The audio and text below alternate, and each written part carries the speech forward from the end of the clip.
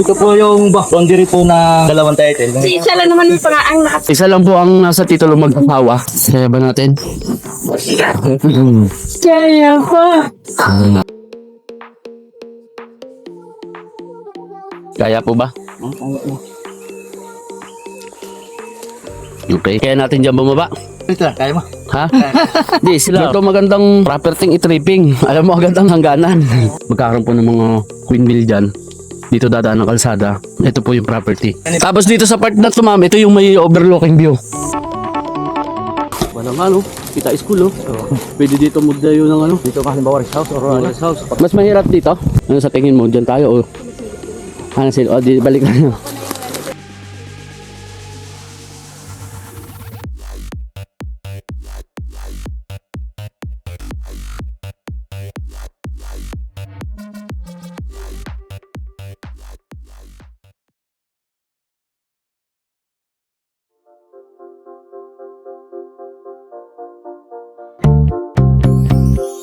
Site viewing po kami ngayon dito sa barangay ng Kapatalan, Siniluan, Laguna.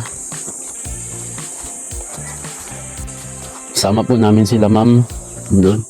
Ito po yung kabuuan.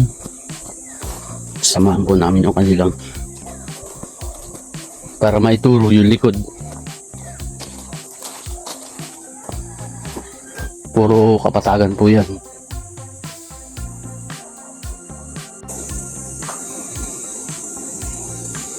May daan din ba dyan? oh, yung tandaan ng bakot. Yung dadaanan ng windmill? Oh, Ano lang tayo dito? maganda rin yung daan kasi dito eh. Katala ko yung pipicturan dito nila yung Ayan yung hangganan. yung ganyan. Pipicturan niyo po. Sige po, yung pong ano niya. Para makita niyo sa talaga yung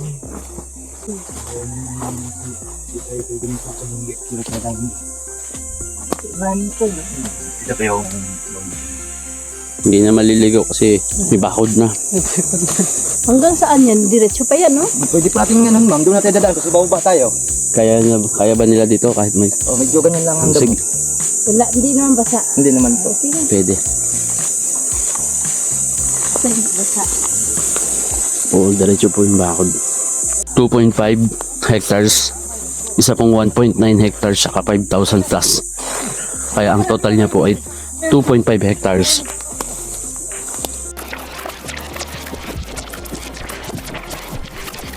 Ang view po dyan, Marilaki Highway, Alin po? Marcos Highway po. Saan? Yan? Yung view sa kabilang bundok. Tatanap po natin yung dito. At saka yung windmill po ng Rizal. Ito po yung boundary po ng dalawang title. Yung 19,000 po. Yan yun. Tapos yung 5,000. Eh, yan yung Ay, 5,000. peso 5,000. Ito po. Ibig sabihin po, yung 19,000, magmula po dun sa pinanggalingan natin hanggang dito. Yung 5,000, marami pang kahoy. Puro nara. Mataas pa din. Ito pong 5,000 halos overlook na po. Yan may pangalan. Overlooking view. Pero sinakop na lang yan, no? Opo. Sinama na yan. Oo, sinama na po. Kasi isa lang naman yung ang nakatutulog. Opo, isa lang po ang nasa titulo mag-asawa. Parehas po. Kasi nabili din po nila to. Ayan. Hanggang dito na lang. Tapos, kababa naman tayo. Oo, pag-stop na tayo. Kaya lang, madamo ata dyan. Ha? Madamo dyan. Hindi pa masyadong ano to. Kasi nilinis sa may tanong bakit kami. Kaya ba natin? Pahinga lang. Kaya pa. Hindi sa bundok eh. Sanay sa bunok pero hingal. Ano, yung ganito pala, pagka napursa, nababali pala. Ang muhon to, ito yung muhon ito. Tumanturo sa isa te. Ah, okay. Hanggang yan yung hangganan. Apo, ng 5. Ito yung Magbaba tayo nung Ito po yung mga kahoy niyan, kung napansin niyo po yun, mga may marking po. Ah. Eh, yung mga nangkan yun. ayan, dadaanan ng windmill. Muna kayo, Lulus. Kaya po ba? Okay. Ikaw din. Ikaw din po muna. Bro, paano nga bro? Yun. Pintura po yan. Yan po. Yan yung dadaanan. Oo, gagawin tatagas ko yan. Sorry. Okay. Ay, may mga marking. Eh, yung mga punong ano na yun. Yan, ang dadaanan ng windmill. Ang kalsada ng windmill. Yan, yung pinapakot. May mga marking. Ibig sabihin po, ang lapit. Kaya natin dyan bumaba. Kaya mo. Medyo agad ka, kaya mo. Ha? Hindi, sila. Ako, kaya ko yan. Hindi sa amin. Sige. Mga Konting tabas-tabas mo. Okay. Pwede ko po tong i-upload sa YouTube. Sige po. Pero private, sa inyo ko lang po siya isasend. Sige, sige. Ano siya? Kung sino lang yung may link siya lang makakapanood Okay, okay. para buo. Mas maganda po yung...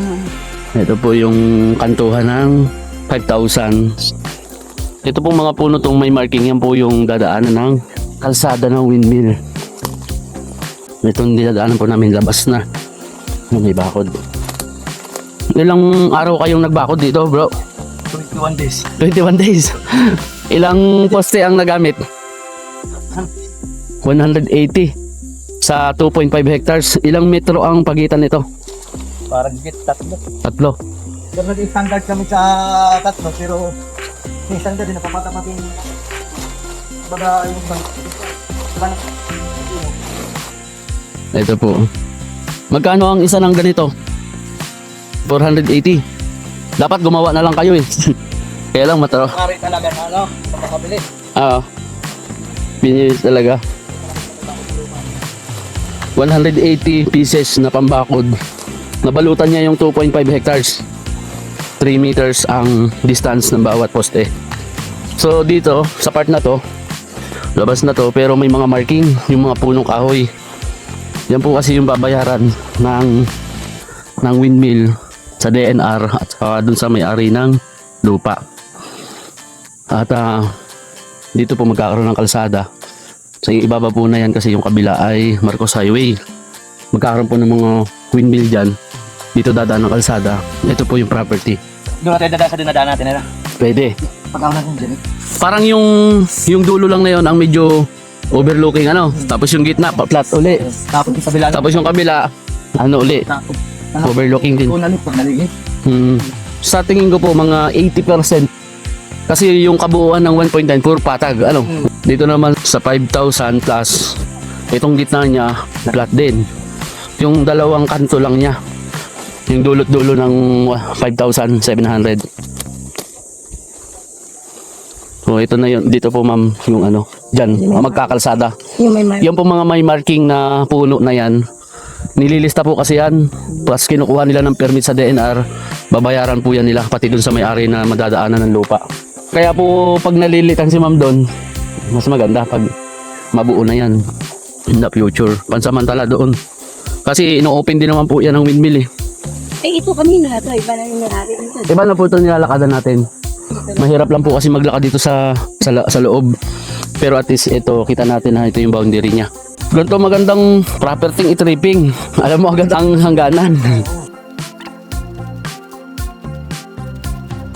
Opo, Nara. Pero kung yung nasa boundary po natin, mahogany po yan. Mahogany ma'am.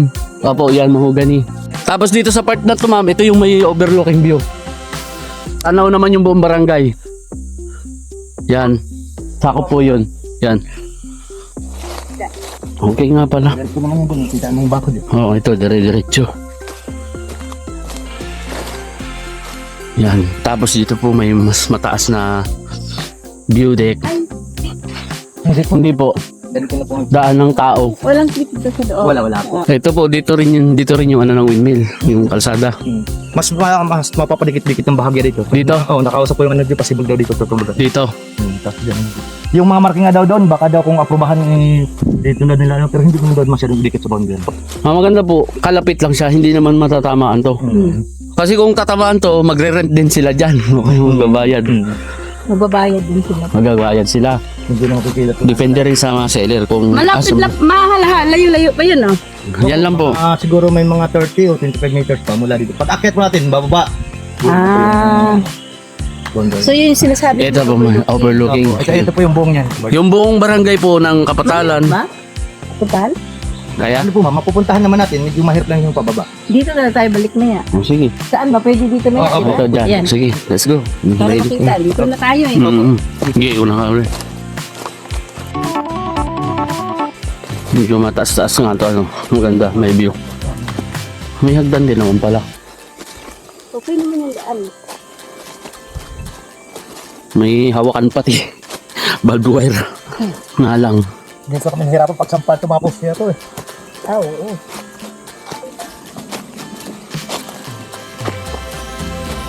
Kuya, ano to pako? Yung gulay. Iba ma'am yan. Alam nyo rin po yun, Puri. yung sinasalad. Puri di po ng pako yan. Hindi lang alam nga dito.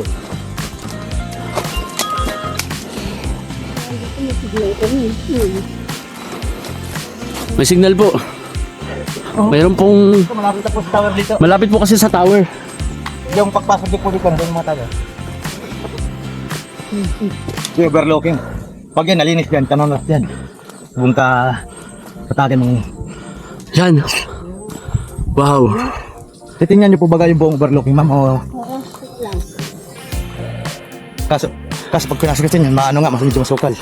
Masukal. Sukan, hindi. O, ganyan na po. Ayan.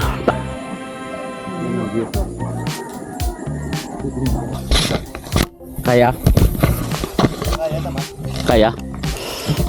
Sige, pasok ako. Oh, para maganda yung kuha.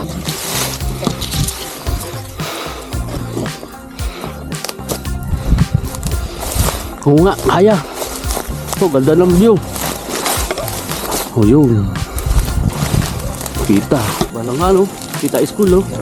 Pwede dito magdayo ng ano. Dito ka halimbawa rest house or rest house, pagkapat ko dito. Tapos, parang halos 20% ng lupa. O 10 lang. Wala pa nga agad. Buwan. Ganda.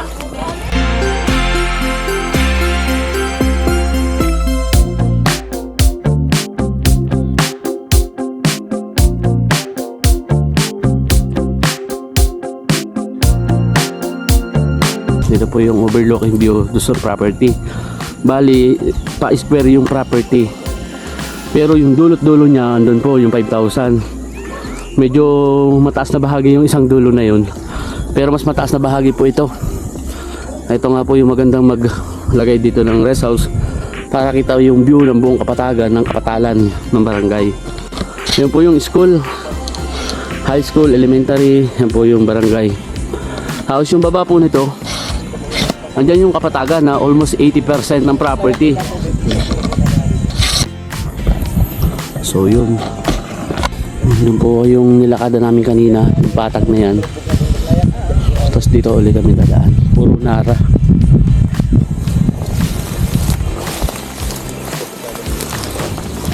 Mas mahirap dito? Oo, o dito. Ha? Kaso nga, mamaybay tayo nung ganito na medyo tabi. Ah, ganun. Ano sa tingin mo? Diyan tayo o? Ano sila? O, di, balik na. Kasi gitna po ang labas ulit natin. Okay po.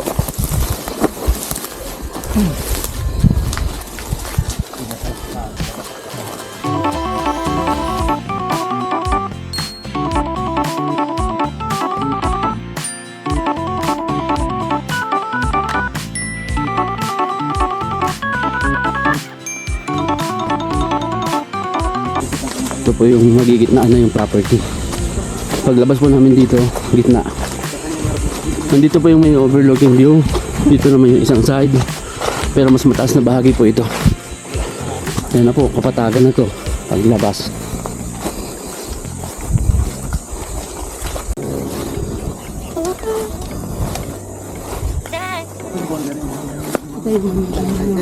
Ito po yung boundary ng 5,000. Yung diretso. Halos yung 19. Yung 19,000, almost ano siya, puro pantay. Hindi niya na-account kung ilang puno yung nara niya. Ito yung may overlooking view. Ayun po, mga puro nara yan. Boundary ng ano. 5,000 at 1.9. Sabi nga sa akin yung may-ari, ano lagyan pa baga natin ng pagbuhay? Sabi ko hindi na po. Kasi Oo nga, pag nilagyan, parang pagka binisita, parang may... magkahiwalay. Oo, magkahiwalay. Sabi ko lagyan na natin poste, katibayan na ganyan. Oo. Tapos mayroon ng taling store. Baka na lang lagyan pag gusto kunin. Ang gusto po kasi ng may-ari, ma'am, yung lahatan po pag binibinta eh. Ayaw niya ng ano. Hindi siya pwedeng maiwan yung Dati pa po sa 5,000. yung, ano to, may bayar po dating disililyo po, ito lang nasa ano, eh ayaw po nyo. Kaya 2.5 talaga ano, Kasi hectares. kapag binigay po kasi niya itong nasarapan, ma'am, mawawala ng right of way. Mawala na right of way yung 5,000. Mabuboy na yung ano. Windmill. Ay, medyo ano po kasi, Agawan pa yun. ang gusto kasi nila talaga,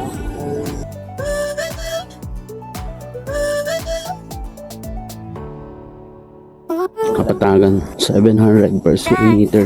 Ayan po naman yung boundary. Nung nagbakod po sila, mas nagtaas po yung presyo. At saka halos parang ayaw po ibenta, pero ngayon ay desidido na po uli. May libangan ka na pag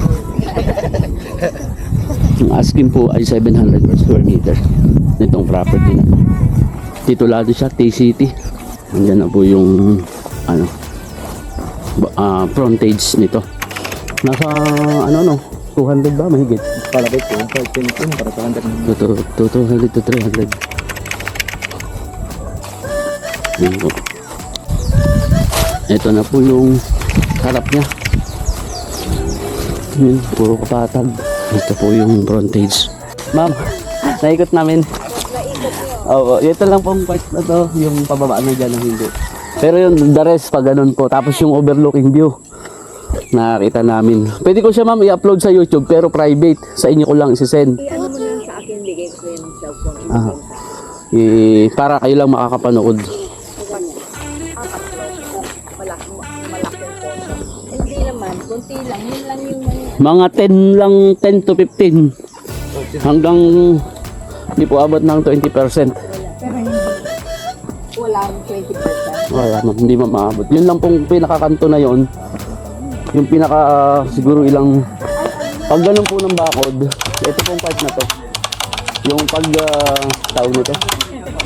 Angle niya. Yun po ang frontage niya. Sementado tapos may kuryente. Parang photos eh. Yun lang po. Salamat. Tiger. Oo, yun.